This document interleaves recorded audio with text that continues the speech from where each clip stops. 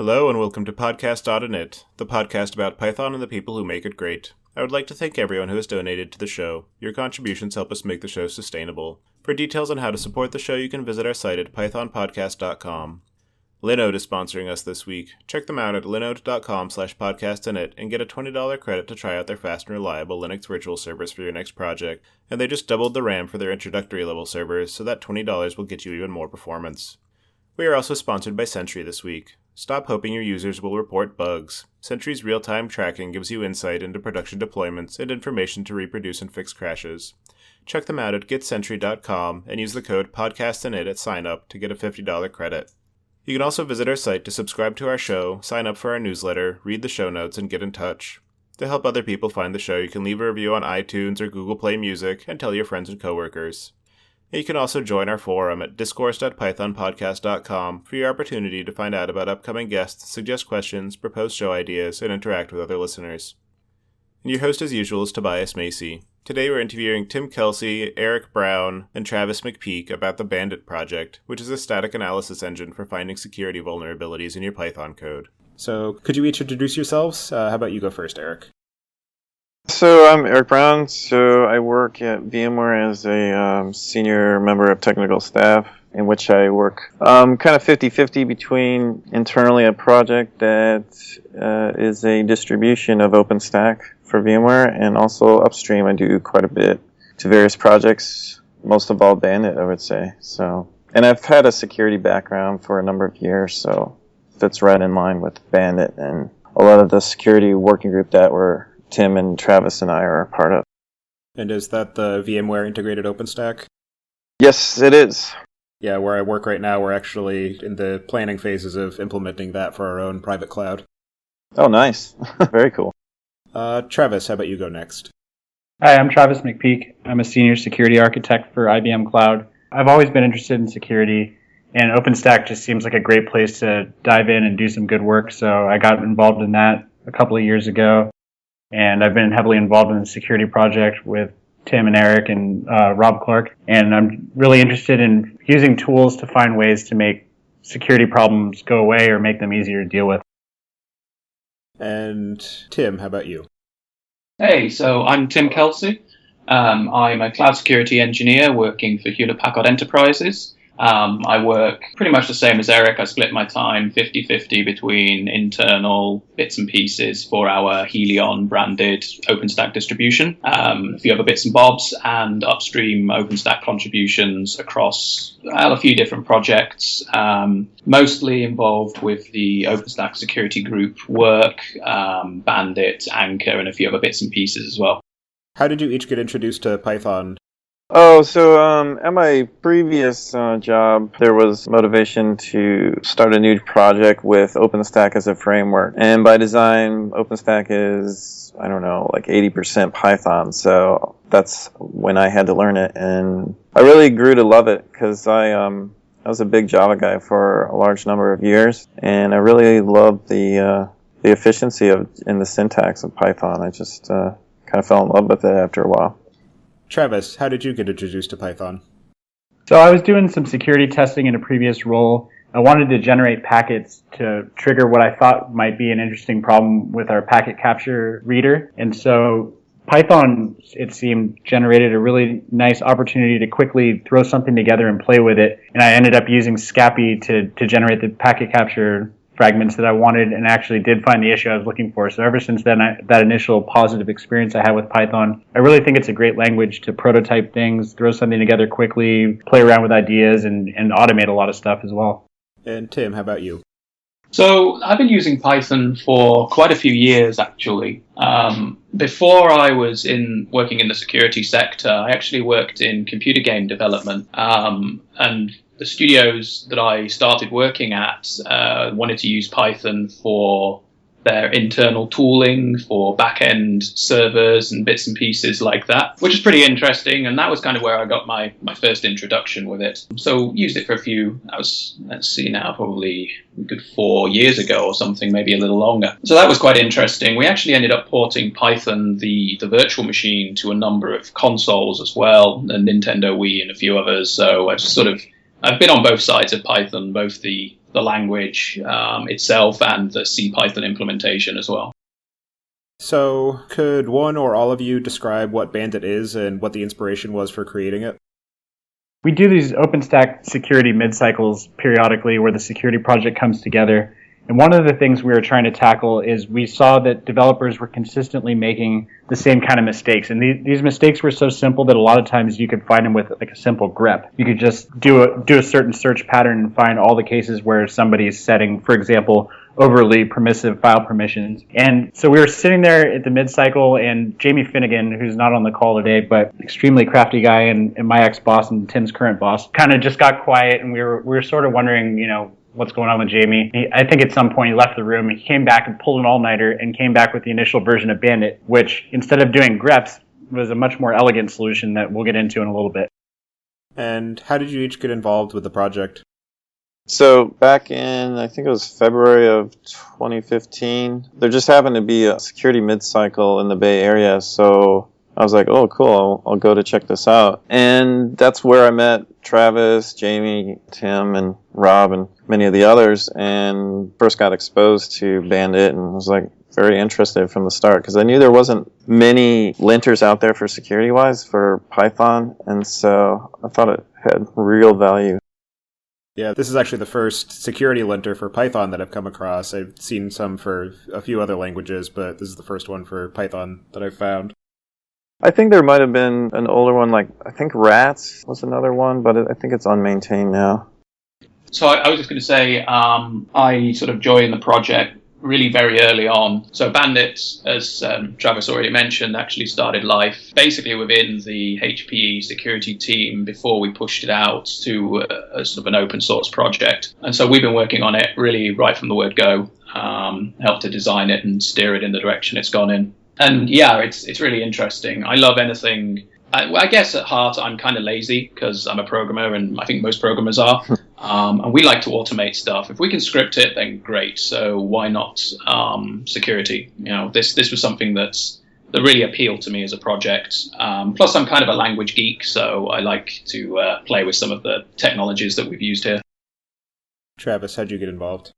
I was actually in the room at that mid-cycle that I was talking about when Jamie came back. And I immediately saw that this is a much better way of solving the problem than grepping. And then actually at the time I wasn't working for HP. I joined soon after, and the first project that Jamie gave me was to grab the ball with the simple proof of concept he'd put together at the mid-cycle and really extend it into something useful that we could build a process around. And at what stage of the development process would somebody want to use Bandit? I think all stages of the development process are fair game for Bandit. Ideally, we really want developers to try their code with Bandit to make sure that they've at least looked at it and understand what they're doing prior to trying to send it for review. One of the things we've also done is introduce a process around running Bandit in a gate. So for those that don't know, a gate is basically a check set of processes that can run against code prior to it being merged into the code base. In this case, we're talking about the upstream Git repositories. So the gate basically will run Bandit against a project, make sure that it isn't introducing any new security issues, and if it's okay, it merges, and if it's not, then it flags the review for more attention. And is that gate something that would be run as part of the CI pipeline, or would it be run even prior to it getting pushed to the repository? So the gate gets run in both of those capacities. So when you push so a developer is free to run Bandit on their code locally, but also when they push their patches to the centralized repository for the project, that causes the gate process to begin. The gate will run automatically, assess the code, and flag up any issues immediately. And that patch sits in a kind of pending state until those issues are resolved before it's merged into the project's repository proper. Once it's merged, the check can be run again just to make sure that everything is as it should be. And what kinds of analysis does Bandit do on the source code that it's run against, and what kind of vulnerabilities can it find?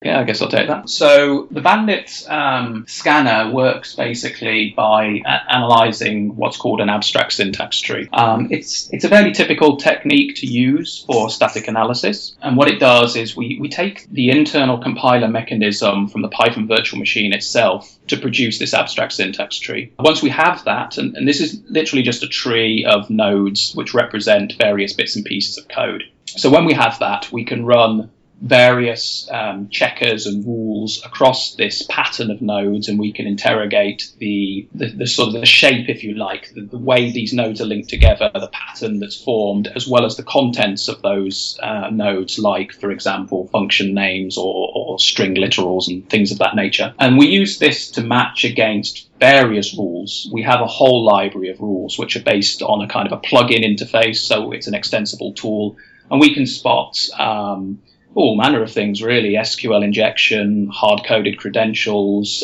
We've even got some stuff for looking at Mako and Ginger 2 templates, and just there's loads of stuff. We've got a whole library of things. And I was noticing when I looked through the documentation a little bit that it's possible to write additional plugins to make it check for anything that's particularly domain-specific to a given project or industry as well. Yeah, absolutely. So we actually have a couple of both Uber and Lyft are using Bandit internally. And I know for a fact the Lyft guys have created quite an interesting plugin for detecting hard-coded secrets by looking at string entropy. Very, very interesting. And that's a third-party plugin that's been created by a chap at Lyft. Oh, what was his name now? Just Ryan Lane, I think. Yes, that's right. Ryan Lane, yeah. So he's created this very interesting plugin. But yeah, absolutely. People are free to extend the tool with whatever they see fit for their particular situation or particular code base. And they can turn on or off any of the sort of core plugins that ship with the tool as well and tailor it to fit their needs, really. So it sounds like it's even potentially useful beyond just security compliance and basically just for general compliance of various coding standards or standards even business specific. Yeah, I mean, it is. There are other tools to do that, and those tools may well be more suitable, things like hacking and things. But Bandit is certainly capable of doing those things, although its specific focus is very much in the security spectrum. And so, as a contrast to some of those other tools, are there any particular facilities that it has that makes it more well-suited for doing security checking versus if you were to try and extend those existing tools to the security realm? I would say not necessarily from the technology, but the core developer team, Eric, Travis and myself, plus Rob and Jamie and the others who are involved in the project, are all very much focused on security. So when you're submitting patches or seeking guidance, you're going to get a lot of security know-how coming back. You spoke about how it uses the AST to parse the code base, but can you speak a little bit more about how it determines whether a particular segment of code is introducing a vulnerability, and what means does it use to determine the severity of that vulnerability? So each plugin is able to define two things: the severity of the issue it's finding and the confidence that it has that it's actually found something. And that's just based on the developer of the plugin understanding the impact of the security thing that's behind it. For each plugin, we have guidance as well that accompanies the plugin and really does a pretty decent job of explaining what is the thing testing, how does it know that it's found it, and are there any further references that somebody that doesn't know about this security issue should read to find out more. I've actually tested it out a little bit on a couple of my code bases, and it does generate a fairly detailed report. I'm curious if there's any particular default formatting that it has that makes it easier to ingest into other tools, or if it has the facility to customize the output format to make that easier to do, and what kinds of uses that information can be put to.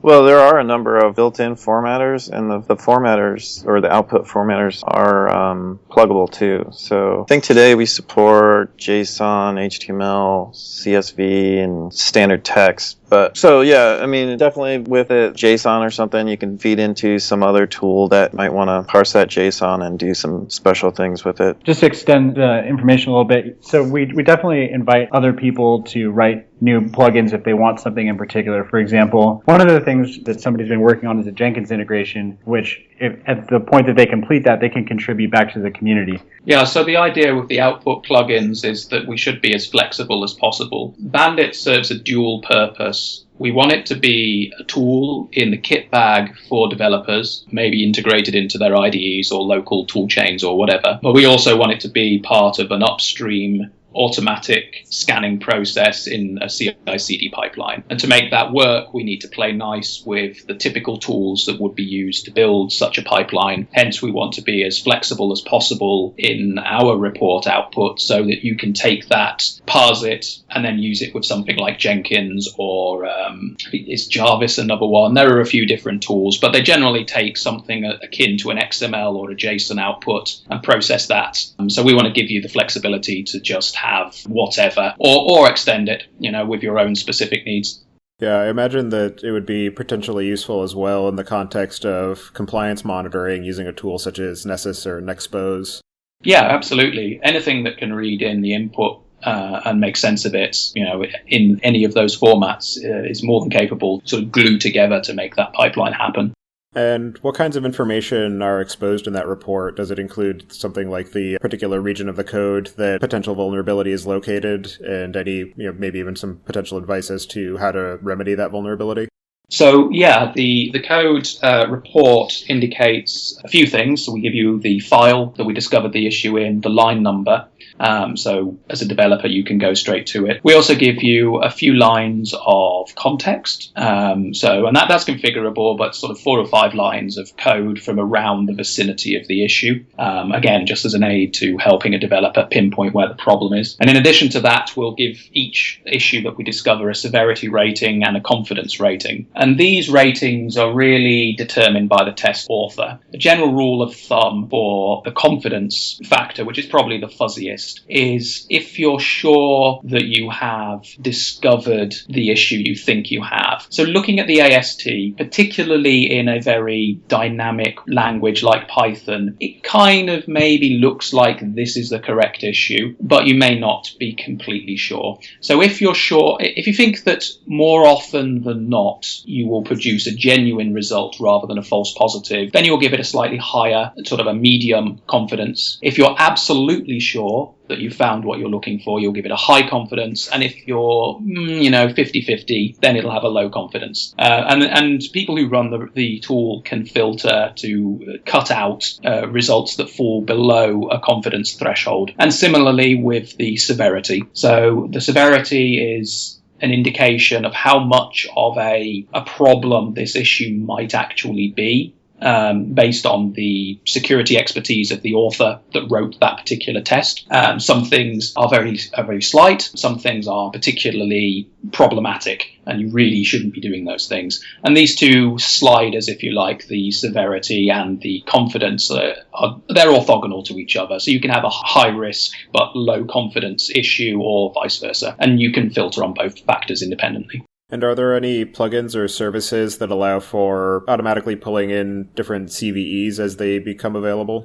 There's no services that will automatically do that for you. However, if there's something, so a CVE is a little different. That's an issue in a particular software product. Bandit actually would be more geared towards finding potential CVEs. However, if there's something, for example, there was an issue in Flask a while back where you could set a debug mode, and that was actually how Patreon got hacked, was with this Flask issue. So we saw that in the news, recognized that this is an issue that Bandit could detect, and then wrote a plugin around it. So from then on, anybody that had that certain Flask issue exposed in their code, Bandit was able to find it.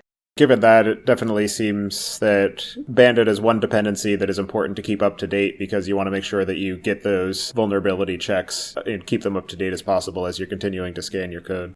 Absolutely. And then sometimes we have to revisit some of the plugins that, may be false positives at this point, because as Python ages, they do tend to go back and fix, certain modules that had vulnerabilities before. So sometimes we need to lessen the severity or maybe lessen the confidence depending on Python version, things like that. What are some of the biggest design and implementation difficulties that have been encountered in the process of creating Bandit?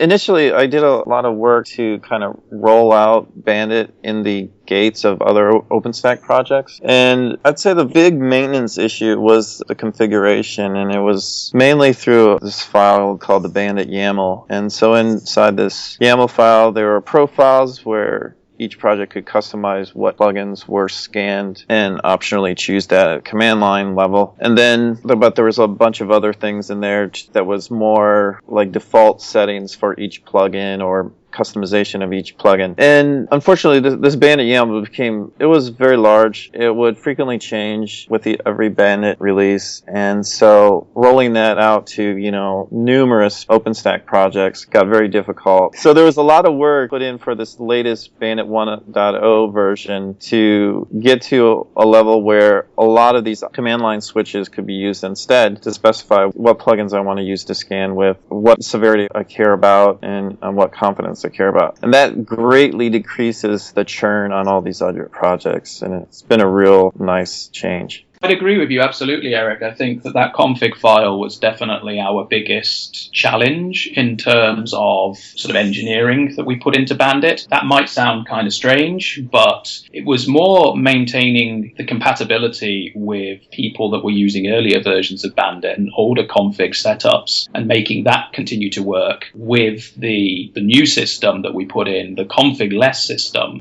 I guess, as all engineers know, the bane of legacy support is a problem, and it certainly got to us when we had to do this. And has Bandit uncovered any severe security issues in the OpenStack project that you're able to share with us? It has actually uncovered some what were defined to be critical issues in several of the projects. I don't want to name specific issues because I don't want to detract from the appearance of security in any of these projects. I think the important part is that Bandit is actively run against projects and is finding issues, and that these issues can be fixed rather than actually making it into a production OpenStack release. Sure. Bandit also has been run against Python libraries in general, and there's been a few CVEs submitted. Again, I'm not going to call out specific ones, but there's been a few CVEs submitted across the board in the wider Python community as a result of Bandit scanning. So how does Bandit compare to similar tools in other languages such as Brakeman and Ruby? So I'm not really a Ruby developer, so I'm not completely familiar with Brakeman, although I had a look at their information, and it sounds like they're doing a very similar job to Bandit. It's a very specific tool with Ruby for Ruby in the same way that Bandit is built with Python for Python, and it also processes the AST, and it does some similar work to the way that Bandit works, although obviously there are differences for the specifics. Ruby typically being used for web applications. Bandit is I feel a lot more freeform and a sort of a general security tool rather than a more web app focused tool. Though that might not be fair on Brakeman. As I say, I'm not a Ruby developer. I'm also not a Ruby developer. I haven't played around with Brakeman too much. But one of the things I can say is Bandit is, compared to other static analysis tools, Bandit is not static analysis. One of the things we specifically call out is that it's a linter, which means it's a little bit more simple. And that comes with benefits and also drawbacks. So there are some issues in code that we just can't detect. For example, if an input comes from a file or from a user or a network connection, we're never going to know about it because we're not even tracking the source of an input. We just look at the line of code in an individual, kind of in a vacuum. But what that comes with is that it runs very quickly, it doesn't take a lot of resources, and it can be run, as a result of the small footprint, it can be run pretty frequently and integrated into more places. And I'd also say it generates a lot less false positives than other similar tools. Yeah, so I guess I would say Bandit is probably, I don't know, maybe I'm being a little bit generous here, but I think it's kind of a half and half between static analysis and linting, because we do process some bits and pieces that you would associate with static analysis, and we do some stuff that is just plain linting. But we've tried to make it as fast and as lightweight as possible because of this desire to have a rapid iteration and to integrate with CI/CD pipelines and bits and pieces as well. So what's on the roadmap for the future of Bandit? At this point, we're really focused on bringing Bandit to every OpenStack project. So the gate process that I mentioned earlier, we really want to make sure that each OpenStack project has a gate that runs Bandit to ensure that no new issues that Bandit's able to detect are introduced into the code base. And then once that's established, then we'll really have a full scope protection of everything in OpenStack, which is, I'd say, kind of the goal of our project from the beginning. Yeah, I would agree that broad-phase adoption is definitely the next step for us. Looking farther afield, we do have some sort of engineering ideas around multi-threading for higher performance gains, and also doing some more interesting things to track variables, and sort of verging on something akin to taint tracking, but it's still very much in the design stage at the moment. So, are there any questions that I didn't ask that you guys think I should have, or anything else that you want to mention before we move on? So, for anybody who wants to keep in touch with you guys or follow what you're up to, what would be the best way for them to do that? So we are all members of the OpenStack security group, and most of the work that's been done around Bandit has been done under the auspices of that group. So best way to get in touch would be to jump into the OpenStack security IRC room. That's OpenStack security on Freenode.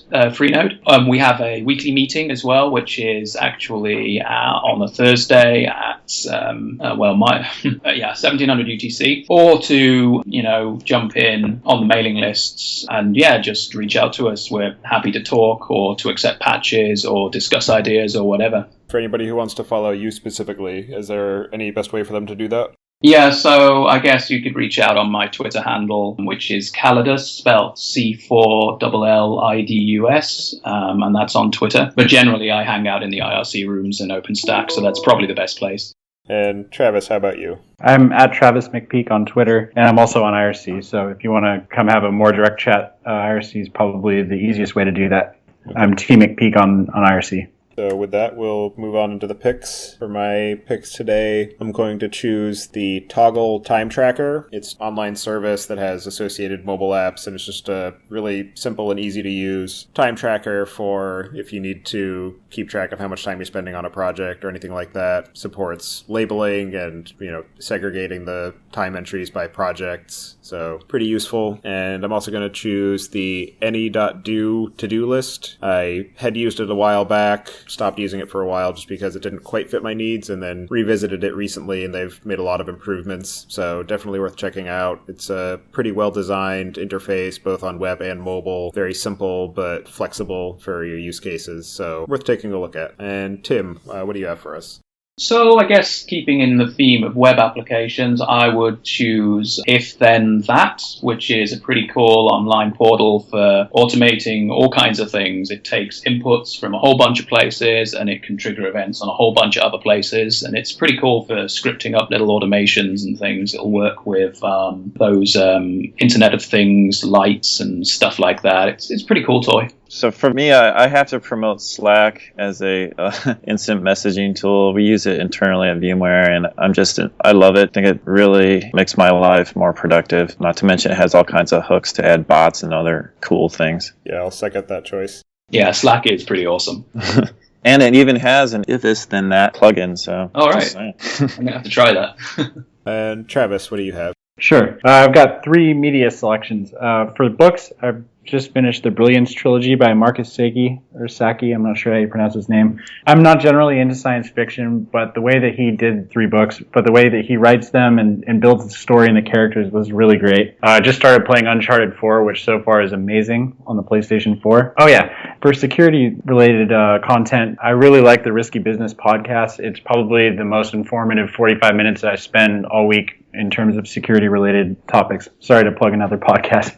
No, absolutely. I've plugged my fair share, as has my co-host and a number of our guests. So they're a great media, and the more of them there are, the better. Okay, cool. Well, I appreciate you all taking time out of your day to tell us more about your work on Bandit and how it can be used to make our code more secure. So thank you very much, and I hope you enjoy the rest of your days. Thanks, no problem. Tobias. Thanks, Tobias. Thanks, Tobias.